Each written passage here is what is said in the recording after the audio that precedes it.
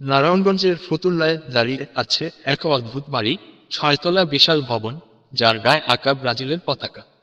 নাম ব্রাজিল বাড়ি, কিন্তু এই বাড়ির গল্প শুধু ফুটবল ভালোবাসার নয়, এর পেছনে লুকিয়ে আছে কোটি কোটি টাকার তেল চুরির কাহিনী। এই বাড়ির মালিক জয়নাল আবেদিন ওরফে টুটুল।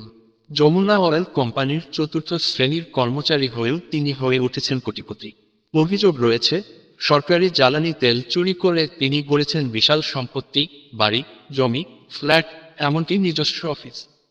2018 সালের ফুটবল বিশ্বকাপে এই বাড়িতে গিয়েছিলেন ঢাকায় ব্রাজিলের রাষ্ট্রদূত। কিন্তু আজ সেই বাড়ি হয়ে উঠেছে দুর্নীতির প্রতীক।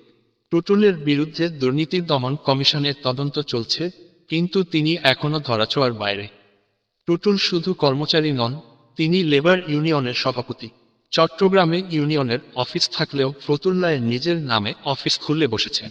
স্থানীয় রাজনৈতিক পরিবারের সঙ্গে ঘনিষ্ঠতা গড়ে তুলে তিনি গড়েছেন এক অপ্রতিরোধ সিন্ডিকেট। তেল চুরি, ক্ষমতার অপব্যবহার আর আইসি জীবনের এই গল্প আমাদের মনে করিয়ে দেয় কিভাবে একটি সাধারণ কর্মচারী হয়ে উঠতে পারে